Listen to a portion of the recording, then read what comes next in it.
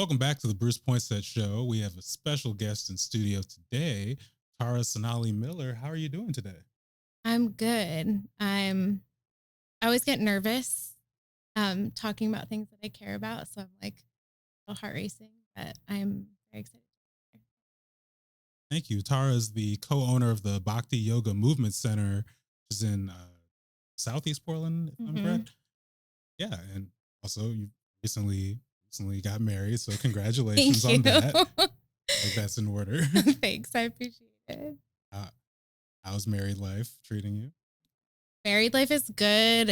I can't decide if it's quite different from not being married, but I think it's good because the ritual of being friends and yeah, just like being really vulnerable with my wife in front of a lot of people.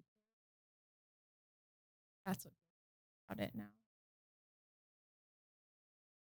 And congratulations.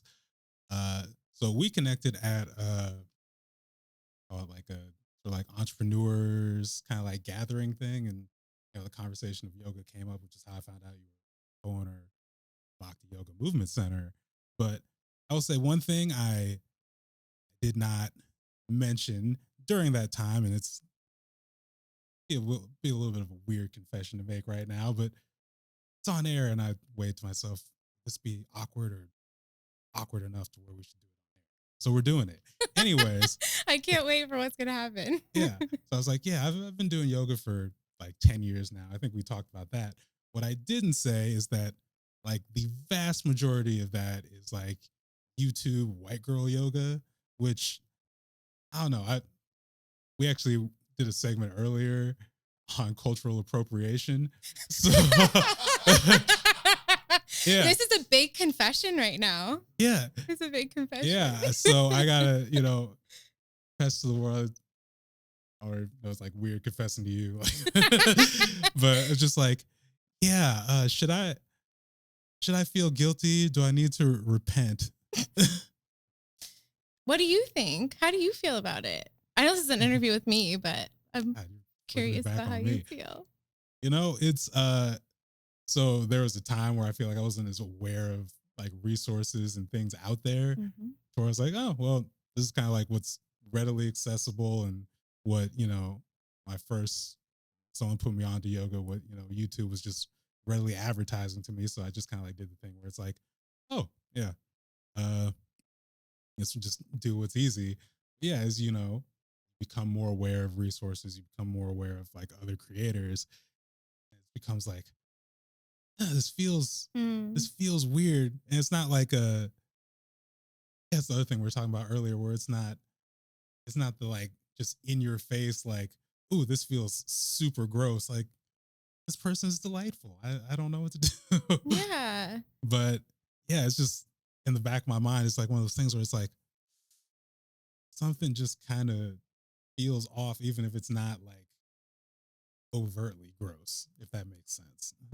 Yeah, definitely. Yeah, because I think that for so long, that's all that's been available. That's how I started yoga. Like my teacher was a white woman, skinny white woman. And for me, what's most important in terms of yoga is that people have the opportunity to access the practices in a way that feels supportive for them, and that we continue to support and educate teachers of more diverse representations, like Black and brown folks, fat folks, folks who aren't necessarily able-bodied. I think there are, obviously we exist, those teachers do exist, and there's so many different kinds of yoga out there. I think one of the things that's kind of challenging for people who are curious, we think of yoga as one thing often, and like that's how it's been packaged to us in the West, as there's only one way to do it and this is the right way, when really one of the things that's amazing to me and special to me about yoga is that one, it's not just the physical practice, right? It's meditation, it's breathing. There are all kinds of, it's ethics. There's philosophy around it. But even with the physical practice, there's lots of different ways to do it. And everyone might have a different type of yoga that aligns for them. Like the type of yoga that I like might not be the type of yoga that you like. And that's okay because there's different entry points. I think that is going to mean that like some of us get into yoga with white girl YouTube. Like that's to me, I would so much rather have people be doing that than not be doing the practices at all. But it's also, it is hard to see and experience that. That's also why a lot of people don't try yoga, or they try it once and then they leave because they have a bad experience with one of those white teachers. So that's something that's also really, really hard to see. And, it's something I experienced too. Like I tried some yoga classes with white teachers that were terrible. And the only reason that I landed with the teacher I did was because my mom and I committed to go with each other so that we would never be the only brown person in the room. And so it became less about the teacher and more about us being able to experience the practices. Right, right. And I think that's a good transition to talk about the story of the Bhakti Yoga Movement Center. So, can you just talk about when it started and like how long have you been teaching? Curiosity. Yeah. Well, the Bhakti Yoga Movement Center has been around for like 15 years. It was started by one of my teachers, Lisa Mae Osborne. And then she transitioned ownership to Zaya, my co-owner, and me a year ago. So I've only been in ownership of this space for a year. And I've been teaching. So the place where I started going to classes with my mom was the Bhakti Yoga Movement Center. And the reason that I started going there, I was like, I finally committed, like, I'm not going to let the whiteness and the for-profitness of yoga keep me from practices that are part of my own cultural lineage anymore. And so my mom and I committed that to each other. And I was just trying to find a studio in Portland that was like doing something good for the community, anything, other than just profiting and like having white people yoga classes. And I was drawn to the Bhakti Yoga Movement Center. It was called the Bhakti Shop at that time because they donated money every month. They had a fundraiser to a different organization or a community member who just needed support. So they were like, this was like 7 or 8 years ago, really like enacting a form of mutual aid through the studio that was important to me. So that's something that meant a lot to me. And I had a really consistent practice there for 3 or 4 years, where I went like once or twice a week, every week. I started to build relationship with the teachers there and the other students. And that's when I did my training. So I learned to become a yoga teacher through this same studio that I now co-own. And my training started in January 2020. So it went online in the middle of the training because of the pandemic. And I've been teaching since then. And I think about like a couple years into teaching, or maybe even just a year and a half, Lisa Mae, the former owner, approached Zaya and me, my co-owner, and I, basically just being really burnt out on trying to run a small business and a yoga community in a way that's like accessible and maintaining integrity to the roots of yoga while also surviving in capitalism. It's very tiring. And she was ready to transition it on, but she didn't want to just close it. Like she wanted to kind of transition it to the next generation. So that's how that happened. That's a bit of the story about the space. Yeah, yeah. Yeah. And when I was looking into it, one of the things that just jumped out to me is just like you have very, you know, extensive like online library as someone who's been doing the at home practice. That's the first place I didn't actually got a couple classes on there that I really enjoyed. So you know just want to plug that. But yeah, can you just talk about kind of like the different offerings Mhm. that you have at the center? Yeah. Yeah. So accessibility is really important to us. And I think the online offerings is a big part of that. Like I remember when we met and you were Hmm. talking about your yoga practice, we even like a little bit felt a little guilty maybe about doing that on at home practice. And Hmm. like, is that really yoga? And yes, 100% it is. And that's, I think, really important. I think we all have different types of yoga or ways to practice it that work best for us. So some people really need that in-person community. Like I can hear someone else breathing and I can like see the teacher and connect with them. So we have in-person classes. We have about 25 or more live classes a week. Like how And big are those classes usually? we're trying to keep it pretty small because of COVID. So up to 16 in those classes. And also the studio, even before the pandemic, was really big on smaller classes so that people could really have that opportunity to build relationships with the teachers.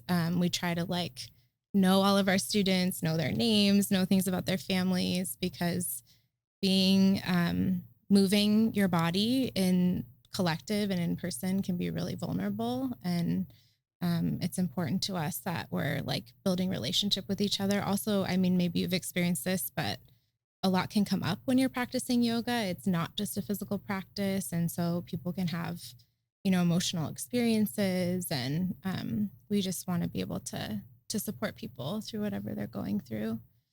So we try to keep the classes smaller for that Mhm. reason. Um, and then all of our in-person classes are also live streamed. So anyone who does want like the structure of the live class where they know, okay, the teacher's going to be there. I know for me, it helps me stay more accountable to my practice, even Mhm. if I'm practicing at home, to have like something scheduled.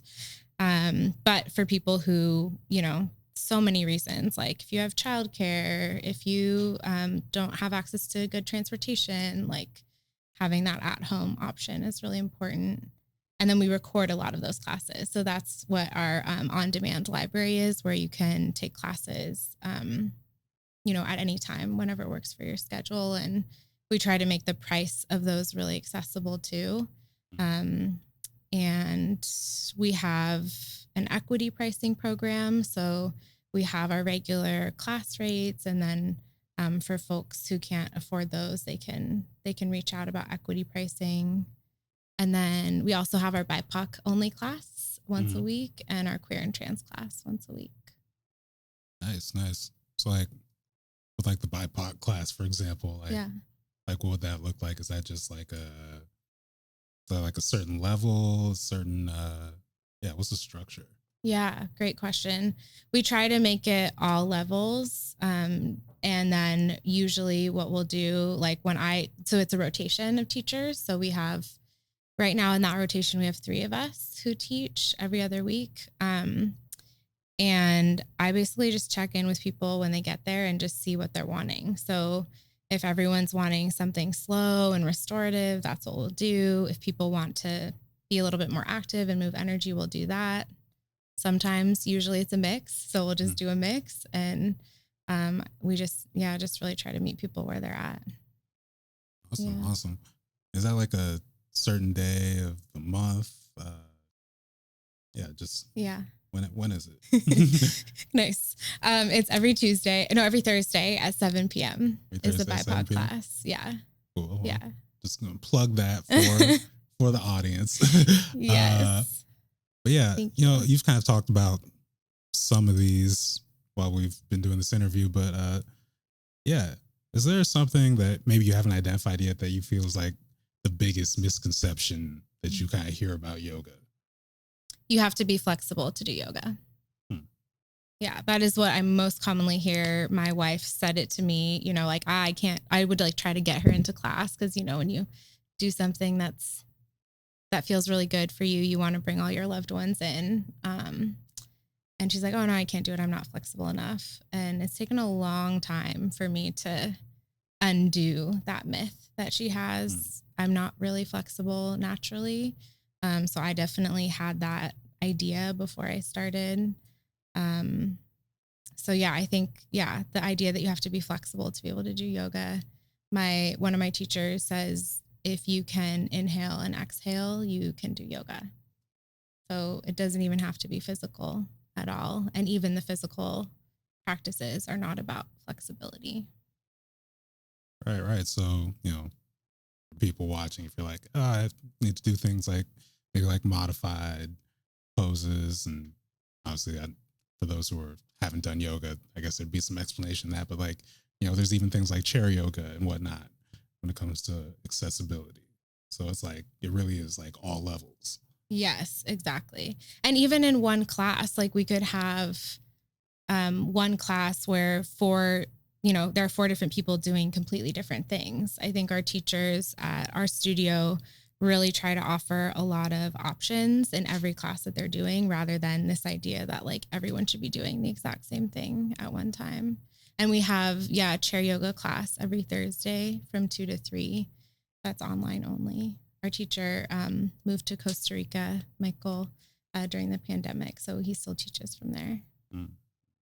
So something you said earlier that kind of like resonated with me was it's like the mental aspect of yoga. Like obviously this, the physical, but I know earlier in my practice I used to be kind of like intimidated by just like longer routines, longer sessions. And I think I've come to like embrace them more, not so much because I think I'm in like better shape or anything, but just because like the practices become more mental, or it's like this is like an exercise. So like even when it's something like, for example, I struggle mightily with balance poses, but it's something I can look at and say, oh, this struggle is actually the point, like for me mentally. So it's like, it's almost like a cliche now to say like give your thinking mind a break, but it's like it really is that kind of thing. So kind of to that point, for people who wants to how can I put this, see themselves in the teacher or something, like what is something you feel like you still struggle with this deep into your practice? Mm.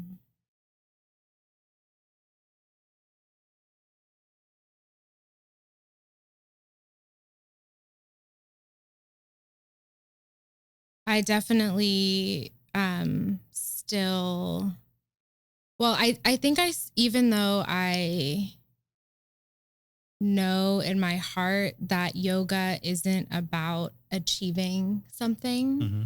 um, I definitely still have moments where I question, like, should I not be teaching if I can't do a handstand?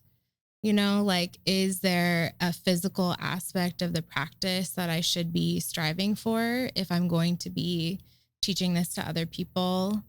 I definitely still question like pacing. Like I will teach really slow classes. And um, I think it is really that like productivity, like white Western mindset around achieving something through the practice, or like getting frustrated with myself if like I'm in a higher speed class and I'm not able to like physically able to keep up. I have to go back into myself and remind myself why I'm there. Like that the purpose is sometimes it's about getting out of my head. Sometimes it's about actually like listening to myself and my own body. But there's definitely still moments of frustration where I have to like bring myself back to the actual purpose of the practices and not just like staying in the balance posture for 5 minutes without like touching your foot to the ground, you know? Yeah. I mean, just candidness. Do you ever find yourself just doing like, oh, I'm gonna time myself in this, like I'm gonna be in this crow for like a record today type Oh thing? my God. I can be in crow for like 30 seconds total, I think. I don't know if I've ever timed myself like balancing or Mm-hmm. anything like that. I mean, I do feel like sometimes it can be helpful to do something like that in part because like or like an intense stretching pose. Sometimes yoga practice can be about like pushing towards your like growth edge and being a little bit in discomfort and trying to feel what's the difference between discomfort and pain. And so staying at discomfort, like inviting a little discomfort, getting a little more comfortable with it, because of course that happens in life, that we're uncomfortable. So I think that's the only time I've ever like tried that out. But I don't know. I'm curious what it would be like to try and time a balance posture and then see how I respond if I like don't make it the whole time, you Mm. know? Yeah. Yeah, I mean, I haven't done that, but like I do. I don't know. Sometimes like during my practice, it does like come to mind because like when I first began, like I could not get into crow, and then there's that moment where I finally got it, and then I was like, oh, I'm just gonna own. I'm gonna own this. Like so. I don't know. That now that you're saying that, it might be like 30 seconds for you. I'm again going into that Western mind of, oh, I could be the yoga teacher in a crow contest. Yeah, you Oh, could. again, that's not the point, people. Yeah. That is not the point. Anyways, Tara, thank you again for taking the time. If people want to learn more about the Bhakti Yoga Movement Center, sign up for a class, where can they go? Yeah, so they can go online, the BYMC.com. We have a long acronym. And then we're also on Instagram, the Bhakti Yoga Movement Center. And we're sort of on Facebook. We have a Facebook page, but it's not the most up to date. And then folks can always email us too. It's connect@thebymc.com. We really like to talk with folks, especially if people are feeling nervous or have questions, and we get folks reaching out about different like physical things that they're dealing with. And it's really helpful for us to be able to reassure them that our space is a space for them and to kind of ease any anxiety that they might be having about trying yoga out. Awesome. Well, yeah. Tara, thank you again for the time. And yeah, people, go find out more about the Bhakti Yoga Movement Center. Thank you, Bruce. Thanks for having me.